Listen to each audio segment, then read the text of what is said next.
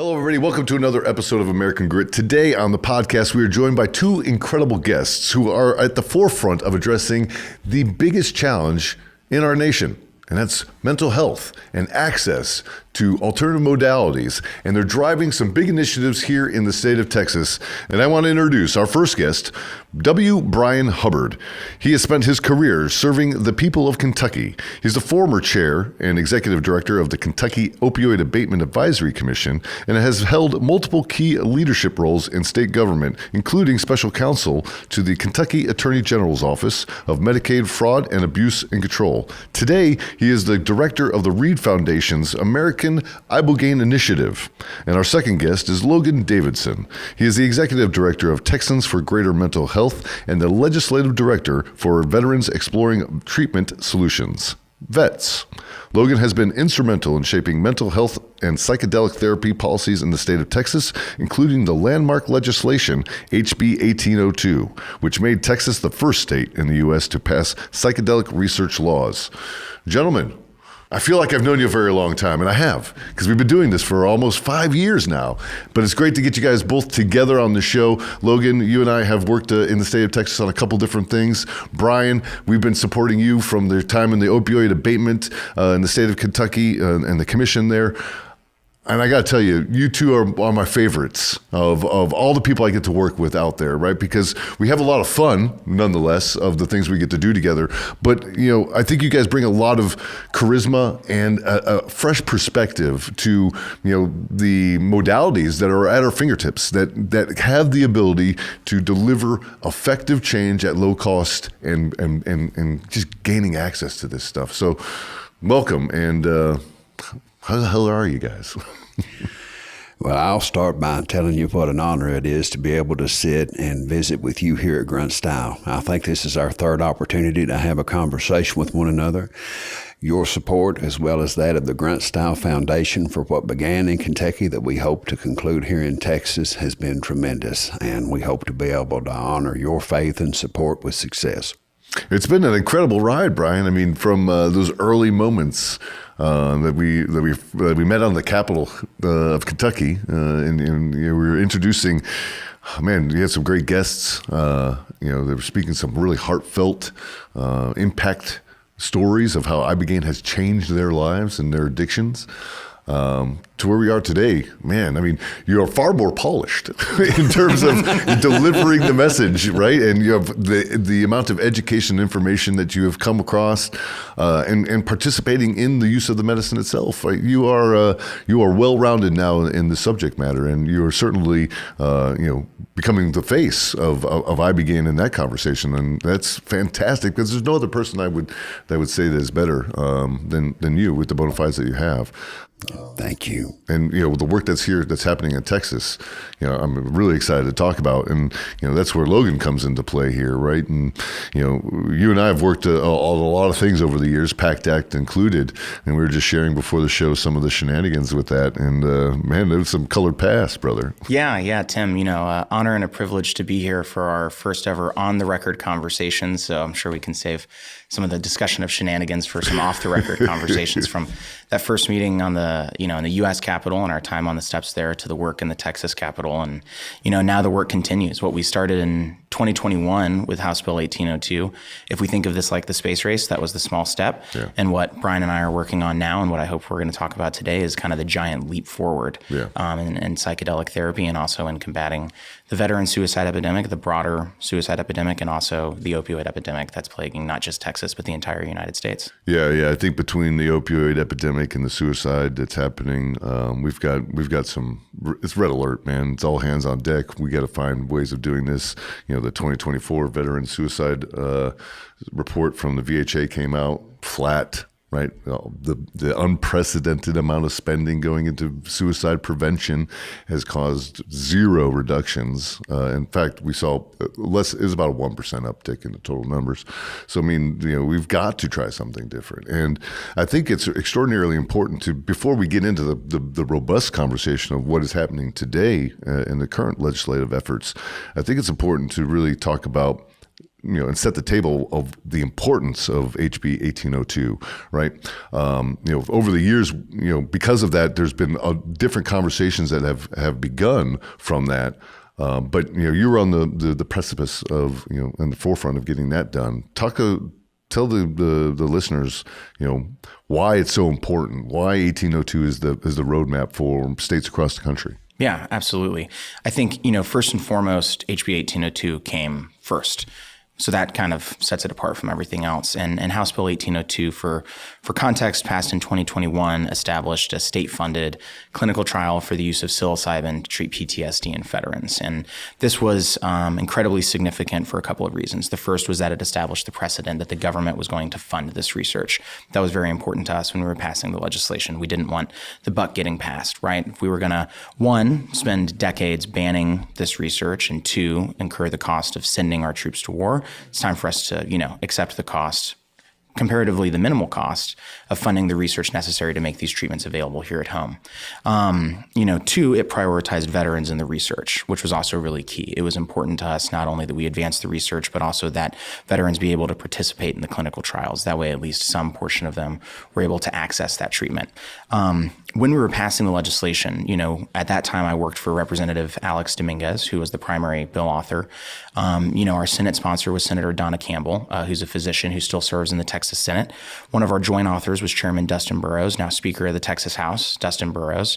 And I applaud them, as well as Lieutenant Governor Dan Patrick, for establishing what is really a model of a research-first, science-led approach to psychedelic policymaking, which is where we say, we think this works. The available research says that it works, but we're going to go the extra step, make sure that we prove it, and along the way, we're going to ensure that folks are able to access care. And from that position, we worked with vets, actually on the other side of the table, Warrior Angels Foundation, founded by former Green Beret Andrew Marr, Morgan Luttrell, Medal of Honor recipient Dakota Meyer, and former Governor of Texas Rick Perry, kind of came together to form this incredible coalition. We passed that legislation nearly unanimously out of the House and Senate, which established another precedent that psychedelic policymaking is bipartisan. It is something that everybody can agree on because, as you noted, the status quo is not working. Our available treatments are simply insufficient to meet this crisis, so we have to find something new. And this new solution, this new approach seems to be something that folks are able to agree that we at least should give it a shot. Since then, 4 states and the federal government have followed Texas, Maryland, Arizona, Connecticut, and Illinois. And then you had the Douglas Mike Day Act passed by Dan Crenshaw and Morgan Luttrell, 2 great Texans who are also former Navy SEALs, resulting in nearly $100 million in public funding for psychedelic research, which feels incredible. And considering the Texas appropriation started at $2.2 million, it is an incredible investment. But in the grand scheme of medical research, it's nothing. And that's why what we're talking about in Texas, this next legislative session, which we'll get into, is a $50 million appropriation with $50 million matching funds in a public-private partnership will alone result in a doubling of that level of research investment. And that's what's so important. So what's driving the success? Why is Texas, of all the states, I mean, it's quite peculiar to me, having lived here for a very long time, it's South Texas is very slow, right? It's, I prefer it that way coming from North Carolina myself. But it's peculiar that Texas is the leader in having these conversations across the country. Why is that? Yeah, I think there's a few things. One, Texas is a legislative leader, period. Love us or hate us, whatever we do is going to set the tempo for the rest of the country and in a lot of ways for the entire world. I think another thing is we are a medical leader. The Texas Medical Center is an international leader in medical research and medical treatment. We have one of the largest veteran populations, one of the largest active duty populations in the country. That means that we pay a lot of attention to what our veteran population needs and also what they are going to need, what's coming down the pipe.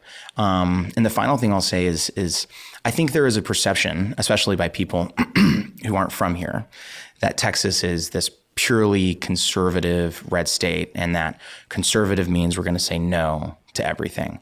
And that's simply untrue. Texas has a very unique political culture. It's a very independent political culture.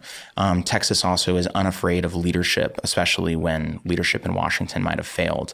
And I think when it comes to finding solutions to the mental health crisis facing the country, and especially the veteran suicide epidemic, I think when it comes to the approach to psychedelic medicine, it's fair to say the federal government failed in its responsibility on both of those counts. I think when it comes to taking, striking out on your own and pursuing psychedelics, psychedelics. There's an independent, streak that Texas has. And I think that when you look at the available evidence, when you look at the research, it shows that this is something worth pursuing, and that once educated, Texas legislators saw it as something of a no-brainer. Yeah. I'm seeing a lot of activity happening inside the state of Texas around psychedelics, right? Especially in these veteran-focused areas. Dripping Springs or the Austin area seems to be, one of the renaissance aspects of, psychedelics across the country. And you're learning more and more of veterans gaining access to these things, and you guys are working, as a member of Vets, your work with the Veteran Mental Health Leadership Coalition. You both have experience working in the veteran community. Where do you see the value of these medications and access? Like, what is it going to be doing, and what value is it driving for the end user?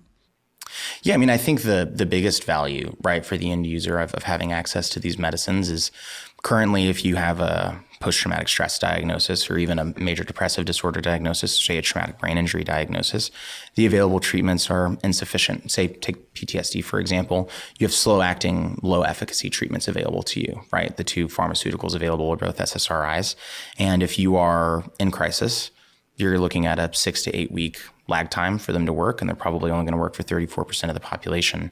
The novel thing about psychedelics is that they are fast acting and they work for more than 50, 60% of the population. In some cases, Ibogaine, for example, you've got 80% plus of the folks who use them who lead to a cessation of symptoms and result in, no longer having that PTSD diagnosis. So the value to the end user is that the treatment is effective and they're able to kind of regain their life, and not just regain their life, but their families are able to regain their lives, because having mom or dad back, having brother, sister, son, daughter back, you really can't put a price on that.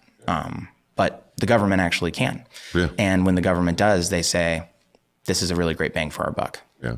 And, Bryan, I wanted to ask this question, the same question to you, but, why do you think veterans are driving this conversation in the, because you're not seeing a lot of civilian groups that are coming up and wanting to access in the way that the veterans are organizing themselves and collaborating with other cohorts across the country to make this a bigger conversation. From your position, why is the veteran driving this particular aspect? I think there are several explanations for this that exist concurrently. The first has to do with just the character of the soldier. The soldier's a warfighter. They have signed up to engage in hand-to-hand combat with their life at stake on behalf of this country if called to do so. They're there to fight for our society. In pursuit of that mission, they experience some of the most profound trauma that the human experience can offer on this side of life. And then when they return home from that trauma, they encounter a medical system that is elaborate, complex, difficult, inflexible, and equipped with tools that are blunt instrumentalities that do not even begin to reach at the core afflictions that drive veteran mental health crisis, substance use issues, and all the despair that comes with the exposure to a war theater. And when they meet the lack of efficacy, the lack of responsiveness, they then seek alternatives. And over the course of the past decade, those alternatives have been found within the world of plant medicine. And as they discover that there is a different way that can deliver results for an individual that are far superior to anything that we currently have by way of synthetic pharmacology, they then decide to turn their warfighting capabilities within our borders, to illuminate for the masses what the opportunities are, to not accept the status quo, to demand improvement, and to challenge the systems within our country that are entrenched and tied into the perpetuation of sustained human misery through synthetic pharmacology and all of the profit that is derived from it from the actors we all know well. Yeah. Yeah. We've, you and I have had some very long conversations about the pharmaceutical influences, especially in the opioid market, and the criminal activities that are certainly involved in that. And it's a shame. It's a shame that, we have really relied on a system to help us, and that system was there the entire time to be a brutalist system against us, and we weren't getting the access that we believed that we were, and unfortunately many lives have been lost due to, dare say, poor medical attention, right? And I think that leads me to my next question is like, the veteran is driving this for to the motivations that you're talking about. With this access, will they have a better outcome for themselves? Do we believe, because I can speak anecdotally to the profound experiences that I've had with it, but there's this undercurrent of all of us working together in this collectiveness that we don't even know about, because most of this stuff is happening in underground segments across the country. It seems to me that we all understand the same thing, that there's finally hope. There's hope on the horizon, and it's coming through the form of a plant that can't be regulated, that is, it's a gift from the Creator that is here for us, right? I guess what my question would be that is, by allowing this treatment to be accessed by veterans, that it will unlock it for the greater conversation that needs to happen in this country about mental health and how we are treating it. Because we know that there are, much like the VA itself, right? More than half of our population right now is on psychotropic medicines for mental illness of some sort. What would we all benefit from this? The veteran voice is an absolute critical necessity for advancing this discussion nationwide into the hearts and minds of individuals who may have very reactionary, negative connotations with those things that can be broadly described as psychedelics.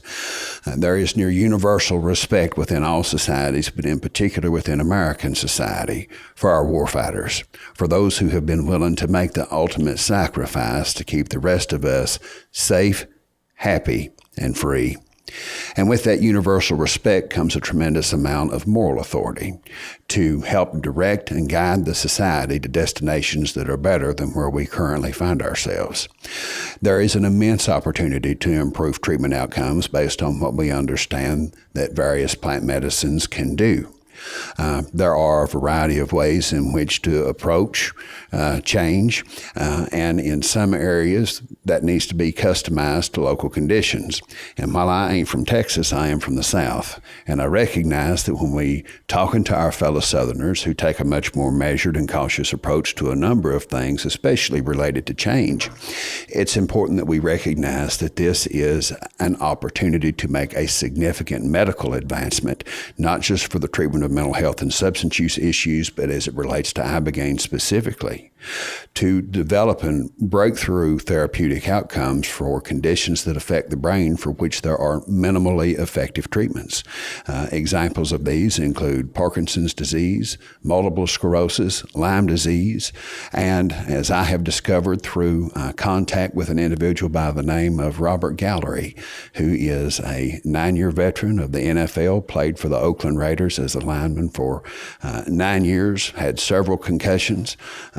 In April of 2001, after struggling for several years with what he recognized as tremendously violent propensities toward himself and potentially his family, he went as a last resort to save himself and his family, and received Ibogaine treatment in April of 2001. And it has restored his ability to engage in life in a way that any husband, father, or family member would wish to engage. The fact that Ibogaine can have restorative effect on a professional athlete who has been repeatedly concussed and has all the symptoms of CTE is a fabulous opportunity to use the entryway of Ibogaine's effects on addiction, treatment-resistant depression and anxiety, and traumatic brain injury, to open up an entire new avenue of medical development to improve the lives of millions of people who currently have no good options. It's rather disappointing to know that we have, really put psychedelics on, into a blackout, right? Over the course of, last 60 years, right? All the advancements that we really could have understood from these medicines, could have been accessible a long, long time ago. Like the most important there is the neuroregenesis that's happening in gray brain matter, right? That is giving people a fighting shot, right? Men and women with CTE that are on the verge of forgetting themselves and losing everything about themselves, right? Their actions, motor skill, all that stuff can be saved by a plant. Absolutely. And that's not, I'm not making it as that simple, but, there's a lot more that goes involved in that. But, here we are, is these things are at our fingertips, right? And we have this opportunity, and there's more and more subjects and studies that are coming forward showing that these improvements are real and that there is hope, and we can get ourselves away from these poisons and hopefully have access. Yeah. Well, your point about the blackout and hope is so important, kind of to Texas's role. The first public funding for psychedelic research since the Controlled Substance Act that passed was Texas's public funding through 1802 for the trial at Baylor College of Medicine, So it really speaks to what a single state legislature can do with something as simple and as small as a $2.2 million appropriation that can really turn the page and transform the way that the entire country is thinking about something. Yeah. I mean, your chips make chunks. Absolutely. Right? And the veteran voice is so critical. From the vet's perspective, one of, vet's core functions is providing grants for veterans, special operations veterans and their spouses to leave the United States, go to countries where accessing psychedelic assisted therapy is legal. And then to come back, that's a key part of the narrative for why policy change is so important here. The special operations community is the tip of the spear for the military, and veterans are the tip of the spear for advocacy here in the United States. But that's not where it ends, right? And that's not where psychedelic therapy ends. But if we can start there, veterans are really a good litmus test for the health of the entire country. And if you look at the health of our veterans, something is wrong with the country. Yeah. And this is a very good place to start. And I think Texas has given us kind of a lead and a model, and now we can build on that. Yeah, absolutely. And I think to your point that something's very wrong, right? We've seen over the years more scientists talking about the opioid crisis and psychotropics within our communities. Bryan, you lived it firsthand in the state of Kentucky. Like you put it so eloquently, in the devastation that has come from the embedment of opioids into the eastern Kentucky regions, like devastated the whole coal industry and the remnants of that. With that being said, there is something I learned from you, Bryan, was that there's a cost associated to these things, right? The cost of to treat opioid addiction is well over $100,000, and it takes weeks, if not months, to go through this programming. And then you're often put on a drug that you may have to take for the rest of your life, which is another opioid, right? So we're treating opioids with opioids. What is the cost benefits, right? We're talking about the benefits of the plant and and its neuroregenerative properties and all the things that are happening inside the body, but from a financial position, right? The cost of administering these things are incredibly less than what the big pharma is charging and putting people through in their insurance policies. What does that look like to you? Because I remember this was something we talked about at the Abatement Commission hearing. Yes. And I thought it was something extraordinarily important to share because cost of medicines these days are just exorbitant, and the impacts that it's having on the families across America is just detrimental. So when we look at the system that we have and we begin to discuss the cost of Ibogaine, the question then becomes, is it really a cost, or is it an opportunity to significantly save on cost? And with regard to this issue, the latter is most definitely the case, and here's how we can illustrate this. Right now, the conventional treatment system has two pathways. One is a 12-step or abstinence-based methodology, which has about a 7% long-term success rate for opioid-dependent individuals. The other pathway is that of medically assisted treatment, or the administration of opioids to treat opioids. Now, I want to be very clear. I am not here to attack that methodology, to say that it should be disqualified, that it should be off limits, that it should be prohibited or banned. It is the very best that we currently have. It has saved thousands of lives. It will continue to save thousands of lives.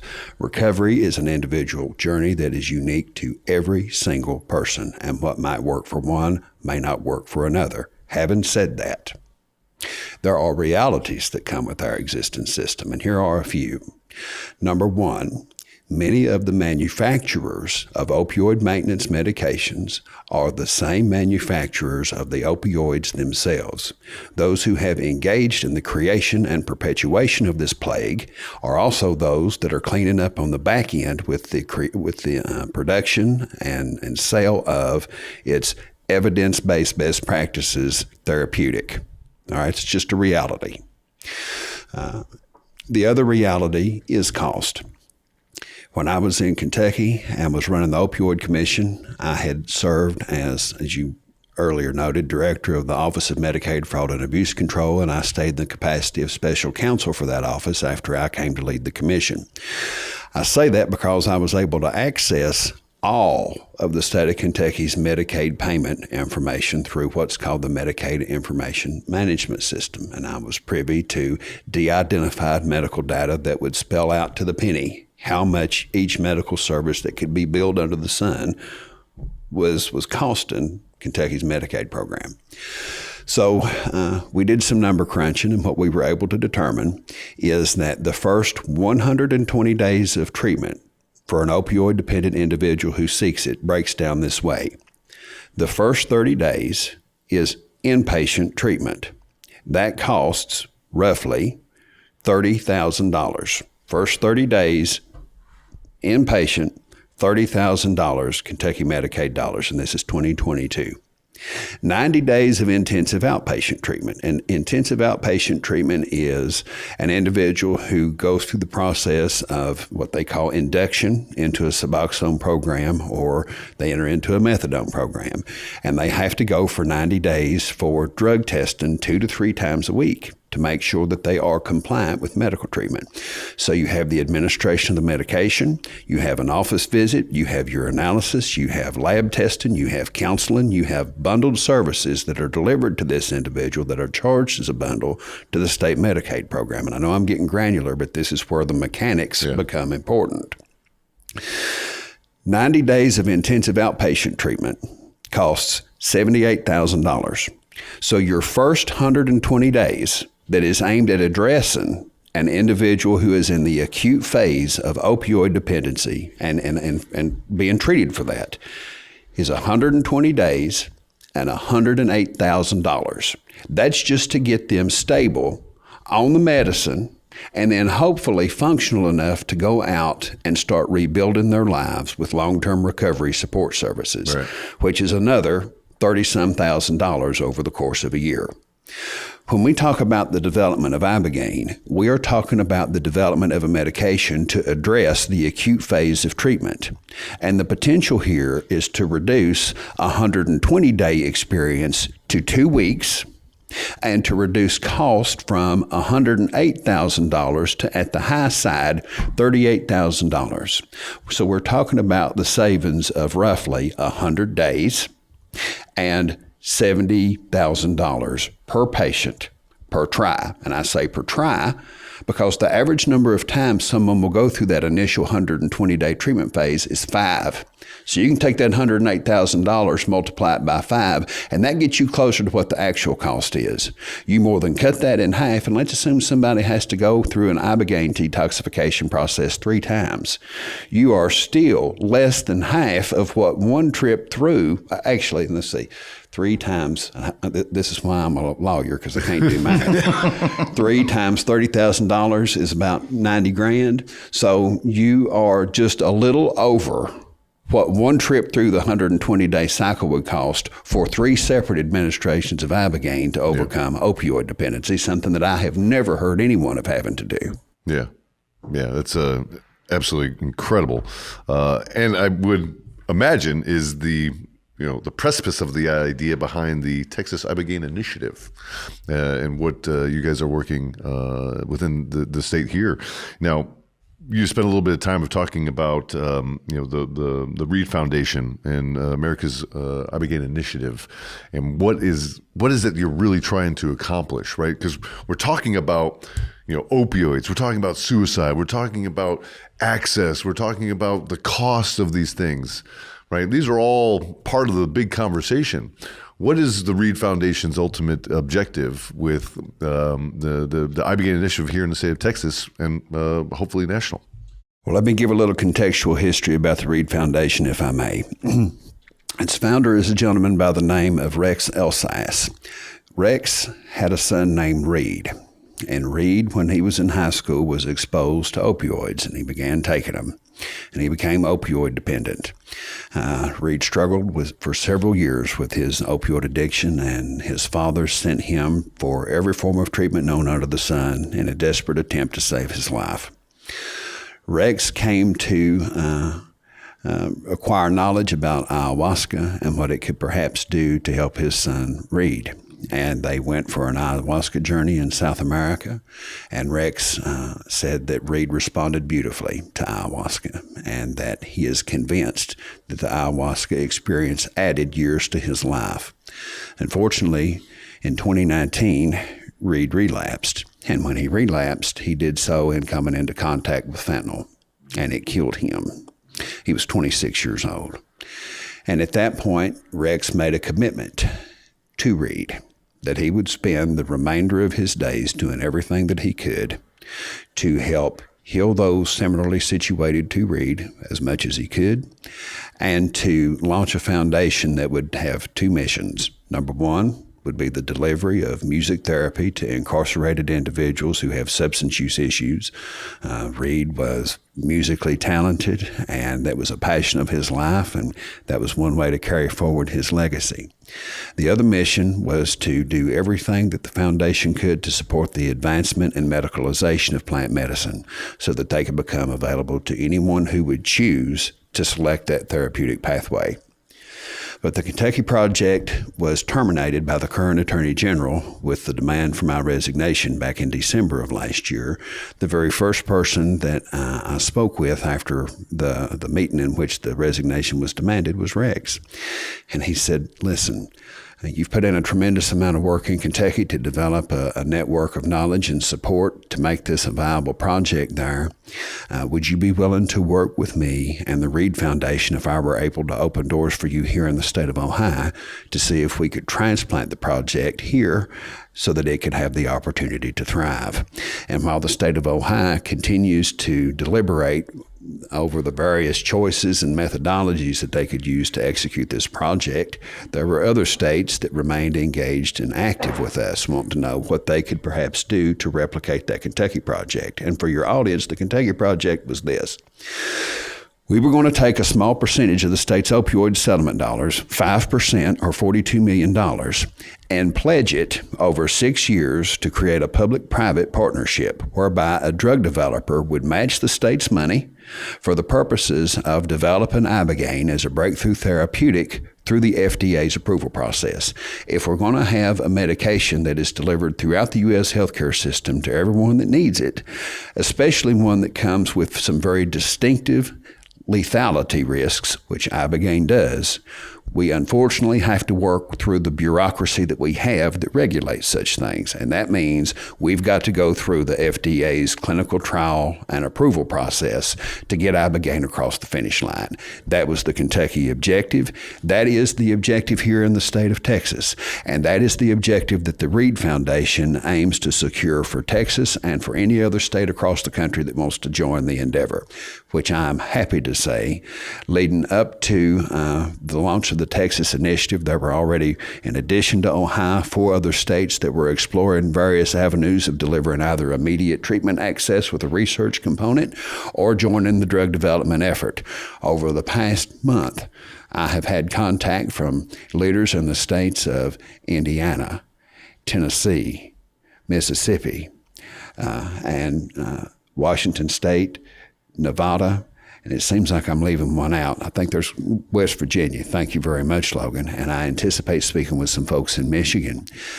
This reinforces my belief that if this endeavor in Texas is successful, Texas will sit as the chair state of the board of a multi-state coalition that can actually execute a Manhattan-style project to accelerate the development and integration of Ibogaine into the U.S. medical system as a breakthrough therapeutic for opioid use disorder, substance use disorder, and any other mental health conditions for which it demonstrates therapeutic efficacy. How freaking awesome is that?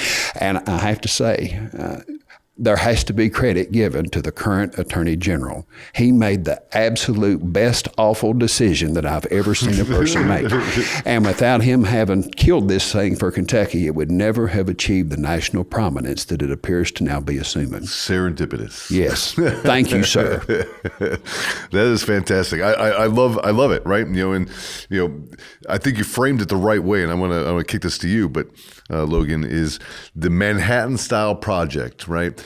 If you look at where we are today as a country, we really have, like, the space program was big in the 80s, right? We had the 70s and the 80s, right?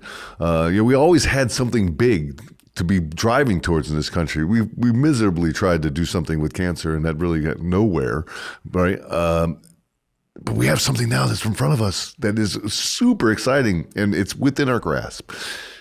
Logan, you entered into the Texas Initiative, from your position in the legislative side. What do you see from the initiative itself, and how are you supporting it through your networks and your abilities to navigate through the system? Absolutely.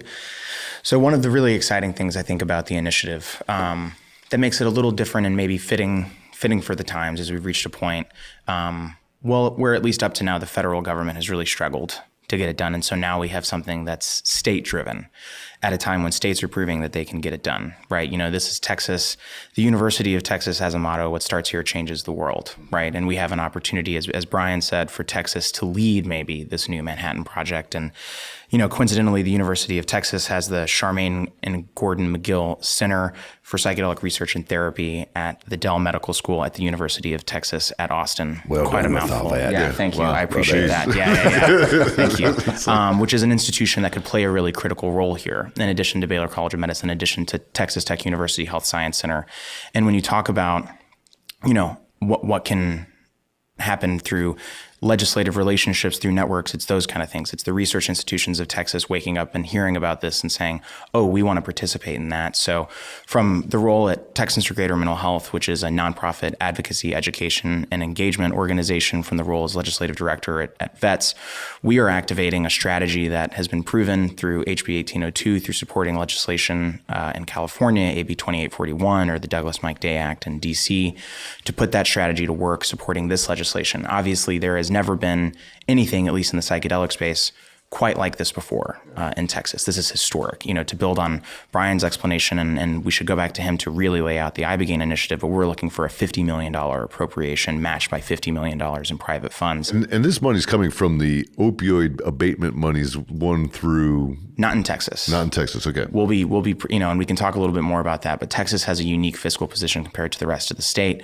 We have an enormous budget surplus. We have a strong budget in general, so we're actually able to pursue a variety of appropriation strategies, which increases the likelihood that this happens, because we can say, we could take it from here, we could take it from here, we could take it from here, and work across all of our stakeholder groups, both folks within the Ibogaine Initiative and also working with Lieutenant Governor Patrick, Speaker Burrows, Governor Abbott, Chair Huffman in the Senate and whoever the new chair of appropriations is in the House. Would you say the rest of the consortium is in a similar position, or are they relying on the abatement monies? How are they? I would say that each state is going to be unique and totally different. I think that's the interesting thing about psychedelic advocacy going state by state is every single state is going to be a different story, and is going to approach it differently, is going to think about it differently, and you've got to kind of engage with the state's unique political culture, the unique fiscal climate, and figure out what works, what research can happen in that state, or what politically does that state have an appetite for? Is it maybe just a task force? Is it a regulated access program?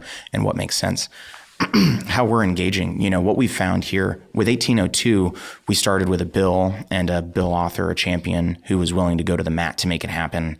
And then, an outside the ring champion and former Governor Rick Perry, who wasn't in elected office anymore, but was still a phenomenal influencer. And then a coalition that was ready to go to work, but a legislature that hadn't yet been educated on the subject. We didn't have an institution like UT Psychedelic Research Center.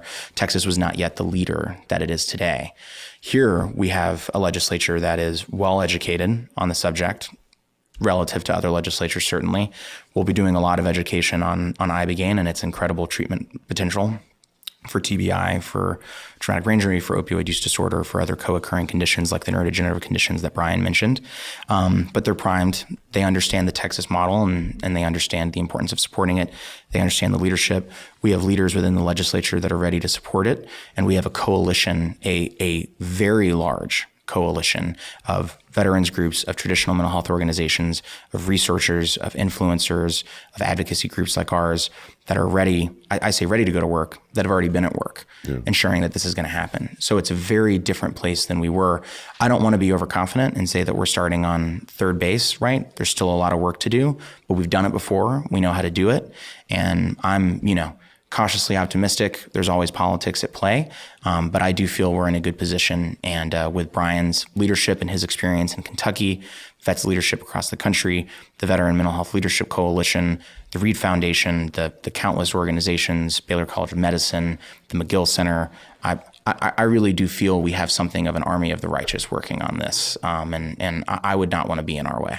Yeah, it is really awesome to watch, right? The army of the righteous.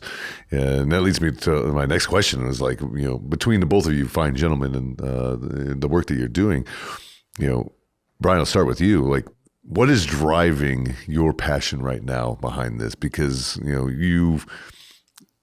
You've come from prominence in the sense of you've had some really great influential backgrounds that were really making impacts in community, in different aspects of government, and you've walked away from largely all of that into coming to the private space, the 501c space of all places, and you're gone 100% in.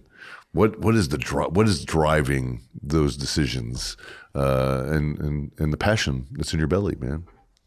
There's a twofold explanation, all of which are tied to personal history. And I will start with just a global observation about my family and who I come from. I revere the family tree that has borne me. My family has had a generational struggle with the wickedness of the impact of alcohol on it. I was probably in my early 20s before I could see an adult hold an open can of beer and not have a panic attack at the sight of it. It's also a family that has had a significant mental health history. When you come out of a coal mining area, particularly in Appalachia, you are in a highly extractive environment where socioeconomic subjugation is the rule of the day. And those are the circumstances out of which my family came and bore me. I will often tell folks that where I grew up, you had about a half a dozen families that were the somebodies and everybody else who were the nobodies. And my family was always among the nobodies. They were the ones who, held the vocations and occupations that highfalutin important folks looked down their nose at. And if they had a need, it may or may not be met. And if you're going to get anywhere in those communities, it's all going to be driven by who you know, not what you know or who you are. So having watched this sort of second-class treatment play out within the context of my own people, being committed to assuring that every individual has an opportunity in America to live a life of individual autonomy and dignity is at the core of who I am. I would say, in addition, because of what my own early childhood experiences were, I had two grandfathers who, in the midst of my parents' divorce and separation, were God's love in my life. And they took a very frightened little boy who was just shocked at many of the things that were transpiring around him. And for me, they affirmed a couple of things. Number one, that they loved me and that they would do everything that they could to show that to me and to give me comfort and counsel as a small child.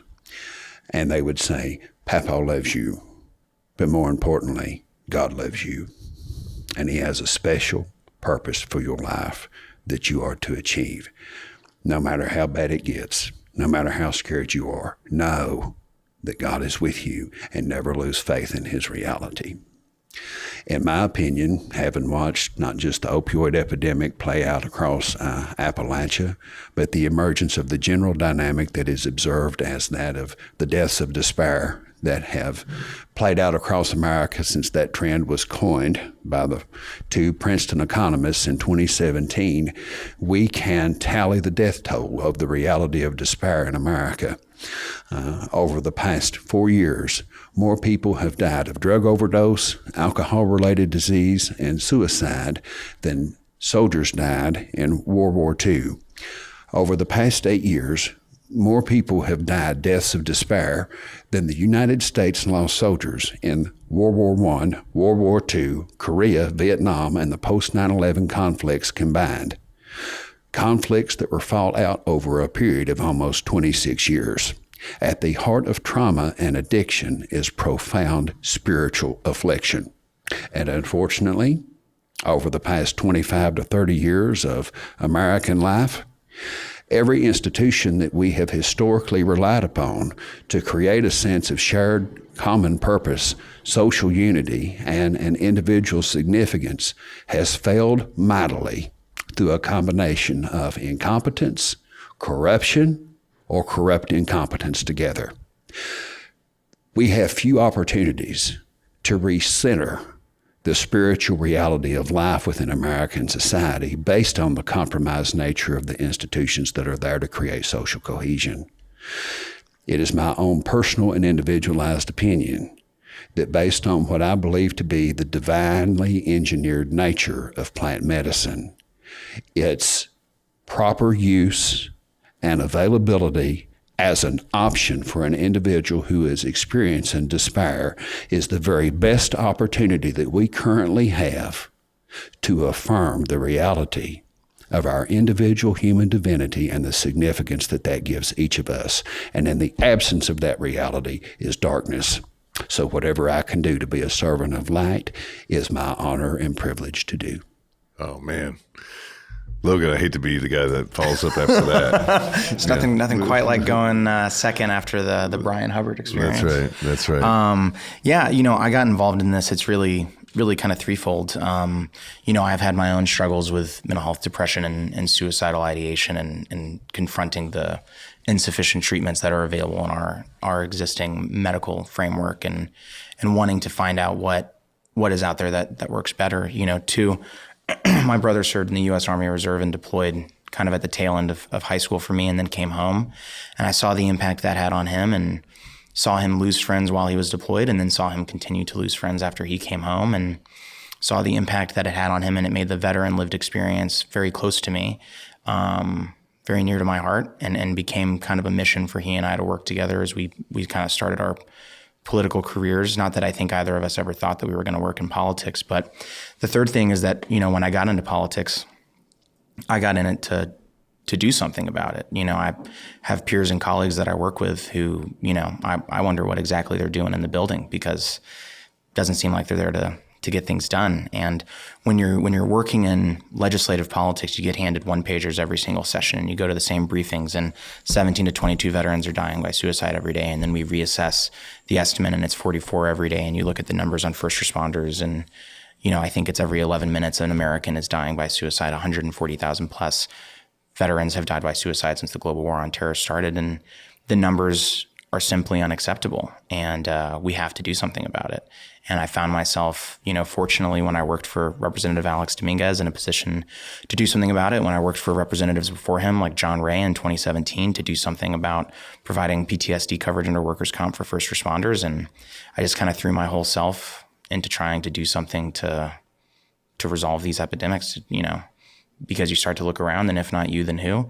And once you jump down, get into the fight, you find the other people who are there, and you just keep working together. That's part of how we met, and part of how I've met great people like Bryan and other folks. And I think more and more people are starting to do that, not even starting, are continuing to do that. And every single day, the group of us working on it gets bigger, and every single day we get that much closer to finding the solution. I think so. It reminds me a lot of like trench work, right? We're digging trenches, and every moment there's somebody else coming with a shovel, and they're getting in that they're lightening the load.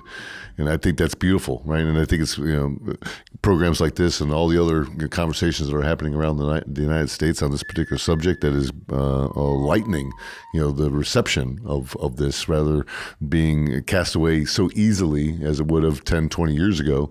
Now people are really looking at it as a legitimate form of mental health therapy and opportunity. And again, giving people hope, right? Because to Bryan's point, right, that death of despair, I think COVID really ripped the mask off of what was really existing in our country for a very long time, but we were been really, really good at hiding it, right? We hide it in front of our families, we hide it in front of our employees, we hide it in front of the people that we work with. We just hide it in general, right? Now we are in a position where that is not the reality, and it is in front every day, and we have to make it a difference. And if it's not now, then if not me, then who? Then not now, then when? And the time is now, because it certainly feels that way in a lot of respects. From my work with the medicine that tells me that it's time, to seeing all the things that are happening in the space. Like, this is a very encouraging moment that we have.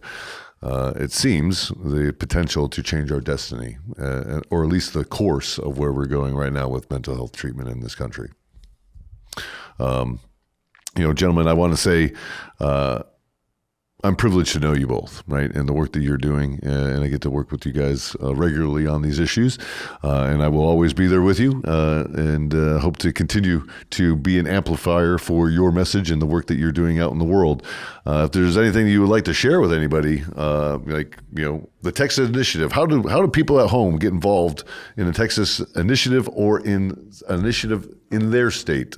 Because Bryan, you had mentioned there are a few states that this is going on. Right now, we have to be focused on getting Texas to be the first through the door. 100% disciplined attention to the process here in Texas is what Logan and I, our friends in the Emergent Therapies Alliance, the Texas Emergency Therapy Alliance, was an allied organization that is helping us with this. Veterans Exploring Treatment Solutions, Veterans Mental Health Leadership Coalition, the REID Foundation, and all of the other allied groups that are coming along have just got to be all hands on deck when it comes to winning the hearts and minds of the legislators who are going to be casting the votes on this over the next few months. For every person who listens to this and who may wish to know how they can get involved, they can look up the REID Foundation and or the Texas Ibogaine Initiative. There is a section on the REID Foundation's website that details what the initiative is. I'd invite your listeners to go and sign up on the newsletter that the REID Foundation sends out so that they can be updated on the progress of the initiative. There are multiple opportunities for folks just through individual engagement with their legislators to voice support for this once legislation has been introduced onto the floor and is making its way through the process. I would encourage everybody to go look up Texas Ibogaine Initiative, sign up for the newsletter, and just be an informed and engaged citizen throughout this process. Yeah. If you want to follow along with our work at VETS, it's vetsolutions.org. If you want to keep up with the advocacy work at Texans for Greater Mental Health, it's T4GMH.com. And if you want to find the Texas Ibogaine Initiative website, it is ibogainetexas.com. Ibogaine, IBOGAINE, Texas.com. You'd make an excellent pitch man. Right. There you go. Crisp. Absolutely. Well, gentlemen, what a great conversation. I think we have a lot of work to do, but again, there's hope on the horizon, right? We're closer now than we've ever been before. There are some serious professionals involved, and there is some serious money that is behind it to make this thing work, right? This is not just some crack, a bunch of people that got together that's during roughshod across the country trying to get something done. I wish that was the case, but we got a lot more professionals now that are really driving this. And Bryan, you're one of those individuals, and God dang, man, it's really proud to know you and to see all the work that you're doing and really leading this conversation. Well, it is truly every day that I have the opportunity to try to advance this mission is a privilege. I never take any day of my involvement for granted, and it is a tremendous joy, even on the hard days. And I will say to the people of Texas, number one, your state is fabulous. I love every trip that I make here, the warmth and the hospitality, the food, the diversity, all of it is just fabulous. And I want to affirm for folks who have become accustomed, not just in Texas but elsewhere, to being cynical about political leadership. The fact that the political and academic infrastructure in Texas is such fertile soil compared to the rocky experience that I just came from in Kentucky is remarkable. In what is deemed as one of the reddest of red states with all of the conventional conservative sensibilities, the forward thinking that I have just been so overjoyed to encounter within this state's leadership circles is fabulous. And it gives me great hope for what we're going to see play out over the country over the next few years. That's outstanding. Well, there you have it, ladies and gentlemen. That is, a look at the Ibogaine Initiative happening here in Texas, right? It is a key pivotal point of our opportunity to move this monumental idea forward. And if we could do it here in Texas, the dominoes fall and we can start moving this across the nation. So get involved. Go to the REID Foundation. Learn more about the Texas Initiative. Go to ibogainetexas.com.